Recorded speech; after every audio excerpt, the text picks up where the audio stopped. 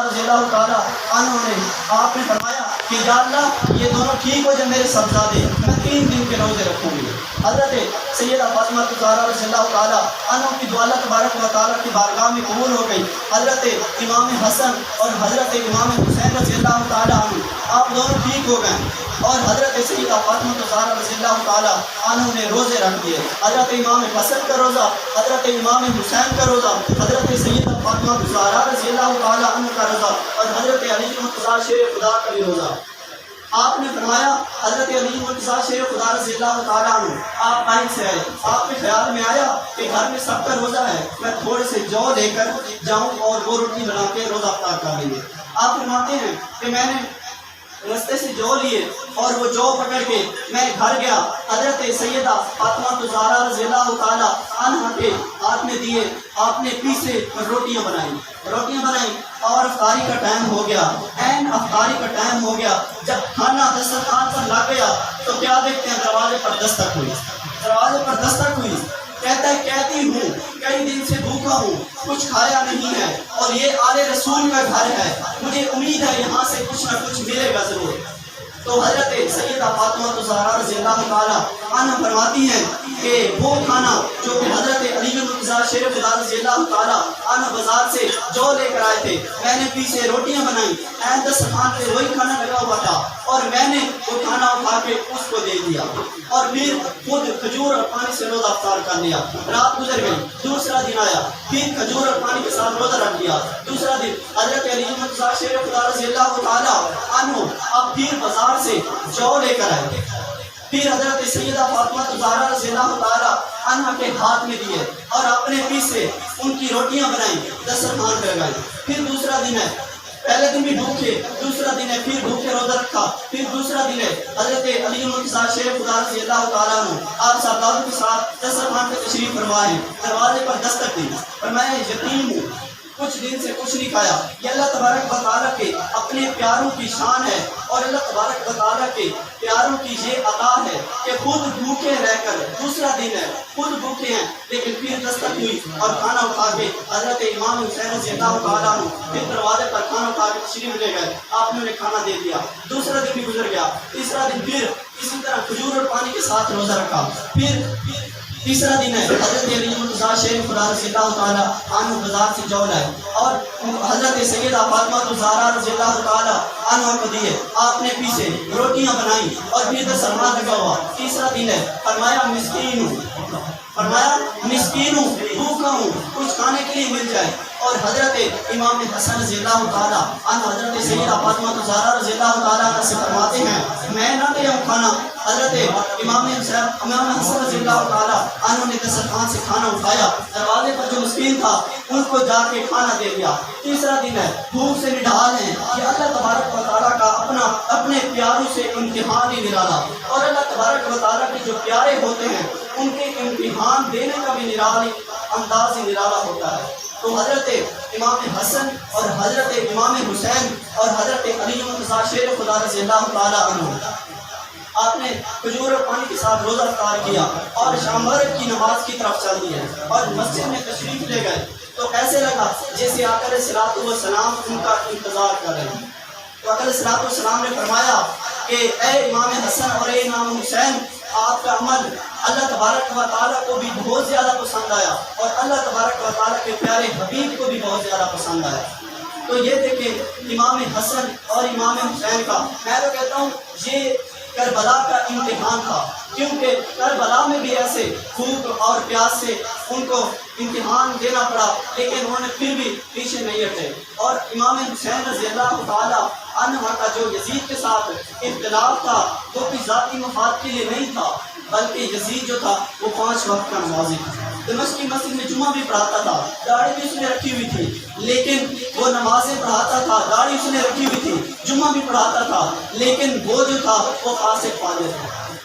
اور اس نے حضرت امام حسین رضی اللہ تعالیٰ عنہ کی طرف جو خط بھیجا تھا اس میں یہ لکھا ہوا تھا کہ امام حسین آپ میری بیعت کر لیں یا جنگ کے لیے آمادہ ہو جائیں۔ تو حضرت امام حسین رضی اللہ تعالیٰ عنہ نے فرمایا کہ میں بیعت تو کبھی نہیں کروں گا، اور باقی جو آپ چاہیں وہ میں کروں گا۔ تو حضرت پیر نصیر الدین چشتی اجمیری رضی اللہ تعالیٰ عنہ آپ فرماتے ہیں آپ فرماتے ہیں کہ اس کے دو ہی فائدے ہیں. ایک، آپ نے بیعت کے لیے ہاتھ آگے نہیں کیا کیونکہ آپ کے ہاتھ کو آقا علیہ الصلوۃ والسلام نے چھوا تھا کہ ناپاک بندے کے ہاتھ میں پاک ہاتھ نہ جائے، اور گردن کٹانے کے لیے تیار ہو گئے کیونکہ گردن پہ تلوار چلتی ہے، تلوار ناپاک نہیں ہوتی.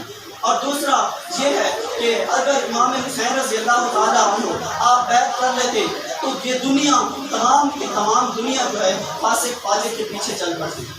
اور جیسے وہ فاسق فاجر تھا، اللہ تبارک و تعالیٰ کی حرام چیزوں کو حلال جانتا تھا، حلال کو حرام جانتا تھا، شراب پیتا تھا، زانی تھا، اور اس لیے حضرت امام حسین رضی اللہ تعالیٰ عنہ نے فرمایا کہ میں تیرے ہاتھ میں بیعت کبھی نہیں کروں گا، اور جنگ کے لیے حضرت امام حسین رضی اللہ تعالیٰ عنہ تیار ہو گئے.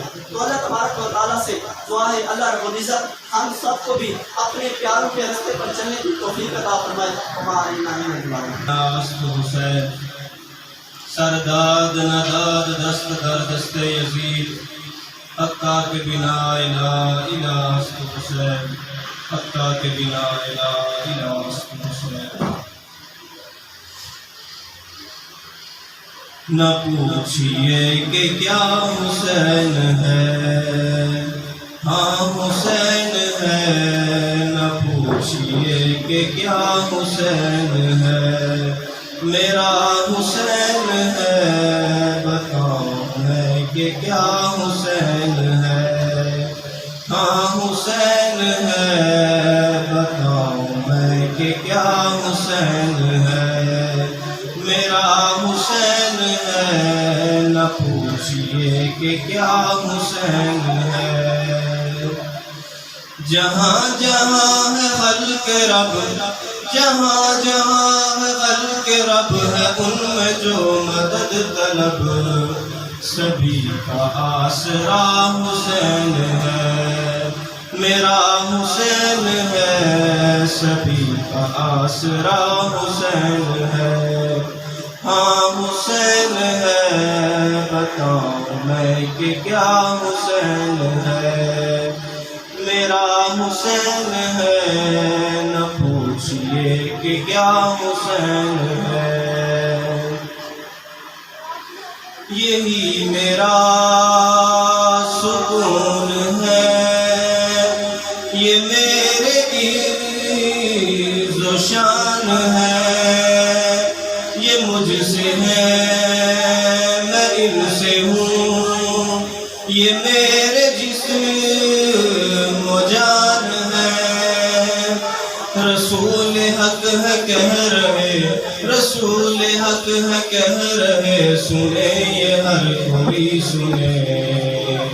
میرا عطا پتہ حسین ہے، میرا حسین ہے. میرا عطا پتہ حسین ہے. ہاں حسین ہے. بتاؤ میں کہ کیا حسین ہے، میرا حسین ہے. میرا بادشاہ حسین ہے. ہاں حسین ہے. میرا بادشاہ حسین ہے. جگہ جگہ ہے جلوہ گر، طلوع میں غروب میں، ہے دائیں بھی ہے بائیں بھی، شمال میں جنوب میں. بتا یزیدیت بتا، بتا یزیدیت بتا، کہاں چھپے گا سر تیرا، کہ ہر جگہ میرا حسین ہے. میرا حسین ہے، کہ ہر جگہ میرا حسین ہے. ہاں حسین ہے. بتاؤ میں کہ کیا حسین ہے. ہاں حسین ہے. نہ پوچھئے کہ کیا حسین